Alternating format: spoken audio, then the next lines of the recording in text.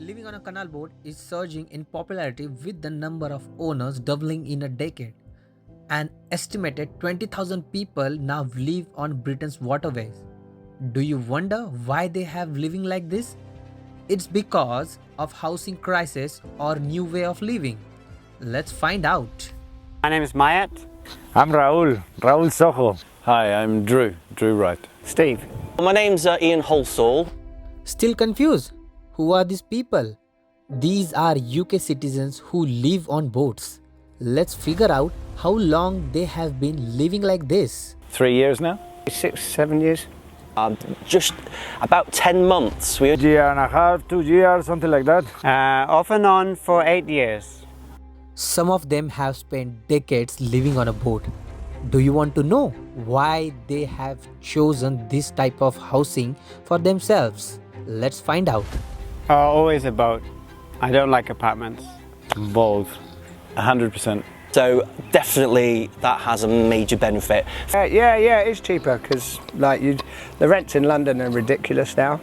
So once you've bought your boat, you've only got your licence fee to pay for. So, and obviously your insurance. But yeah, so it does make it cheaper.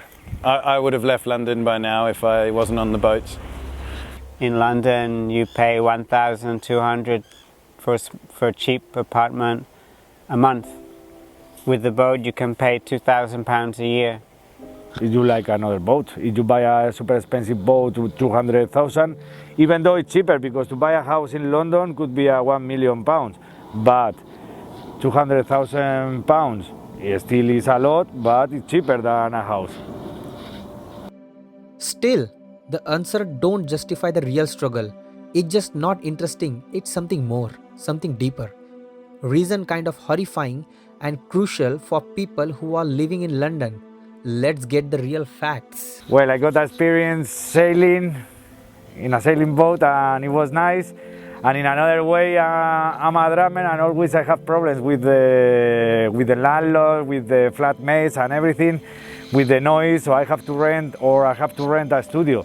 So I thought it's the best thing, nature and my own space to practice and to play my drums. Yeah. Well, I bought a little speedboat at first, just to have a little bit of fun on, and then I really liked being on the water, so I then got a bigger boat to live on. Well, I'm not really a city person, so this is my oasis, living in the nature reserve on the river, and I wouldn't be happy if I lived in the city. Rent got crazier and crazier and crazier and it became more and more attractive, and then I started looking for boats and here I am. It's a really relaxing lifestyle, and especially when you're cruising at 3 miles an hour, you're going at walking pace, and there is so much wildlife and really friendly people along the way as well. As it's shown, they love to live on a boat. But how can they manage their daily essential needs?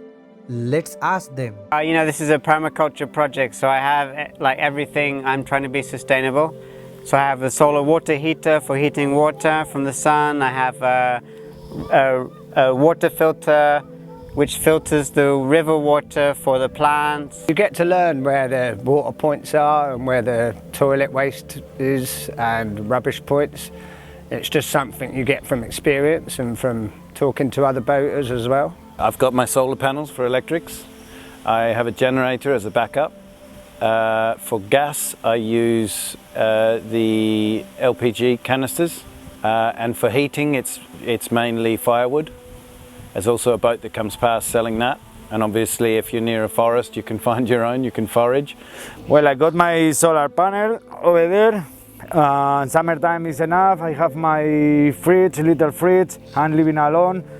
With the food, I try to go, when I'm going out, think twice what I need because I don't want to go to the civilization all the time. Okay, well this is interesting. So we have a solar panel on the roof, but it doesn't really generate that much electricity. So we tend to spend most of the day charging up batteries, charging up phones, using the 12 volt system that we have, so we can gain from the solar. When the engine's running, particularly when we're moving, we can actually power things like a fridge, even a washing machine, but it will suck the electricity out of the boat, so we have to be very careful and ration.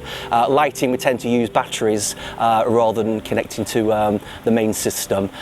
When it comes to waste, this is one of the disadvantages, I think, of the Canal and River Trust. We don't have enough waste facilities. I think you do tend to find a lot of fly tipping along the course, or people piling up rubbish next to bins where they are available. They do have some facilities for disposal of waste, but one thing that really concerns me is that there's no facilities for recycling, particularly as we're living in a climate emergency. We really need to be thinking about our waste and how we manage that. After understanding how they manage their daily needs, I wonder how can they get housing permission? Well, you don't really have mooring rights. You have to move every 14 days. So it's called continual cruising. I used to have a mooring in Roydon on the River Stour, but it got too expensive. So now I have to move every 14 days. So I have a right to moor, but only for 2 weeks in only one spot, and then you have to continually move along, otherwise you get in trouble. You just get a boat, you buy one, you make one, you put it in the water, and then you get the inspection and you register the boat. As I'm in a continuous cruising, and this is like you have to move your boat every 15 days, and you have to do per year 20 blah blah blah miles. I don't know exactly. You need to get a license to be on the canal and rivers. It can be 6 monthly or yearly, I think it is.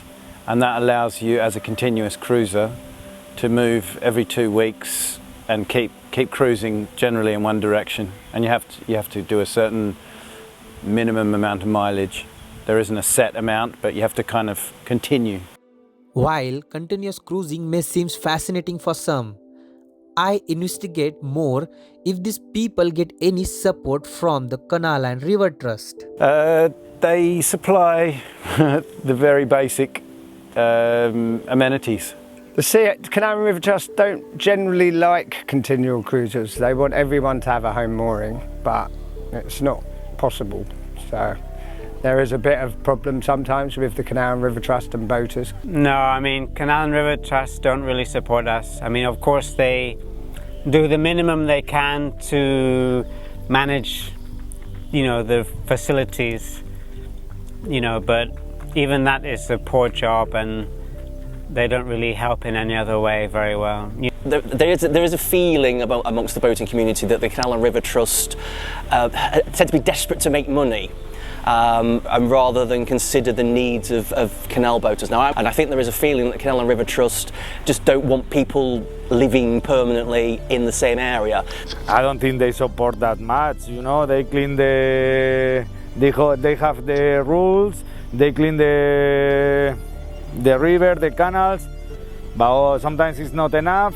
I don't know if they are doing profit. They shouldn't do any profit. Advertise places, because at the end it's getting more difficult for people to live in a boat. And I think it's cool to everyone can live in different ways. It's not just London, Babylonia, London. It's another thing, many kinds of people could be living here, and everything is good and everything is doable and amazing. Do whatever you want. Don't disturb anyone. They keep the waterways running, they keep the locks open, and yeah, they have a hard job as well, so they do an okay job.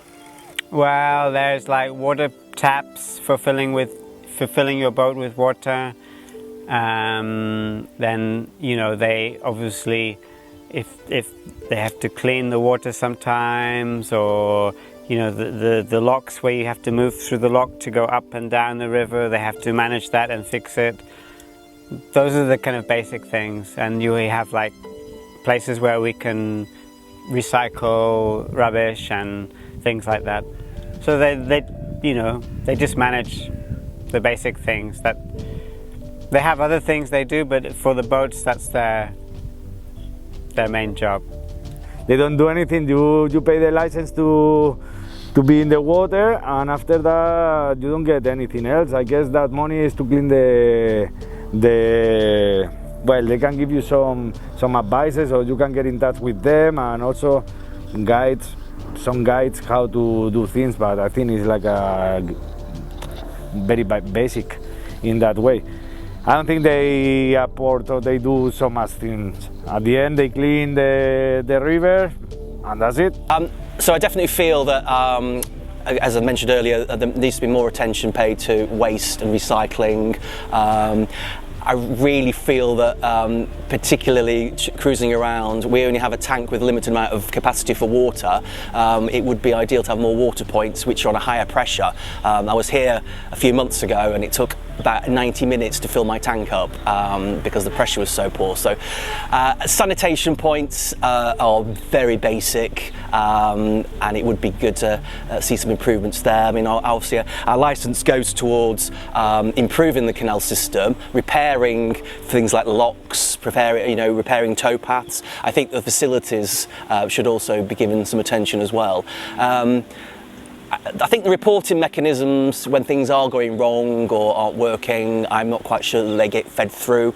You can email the CRT, you can contact them, but it does seem to take a while for things to get fixed.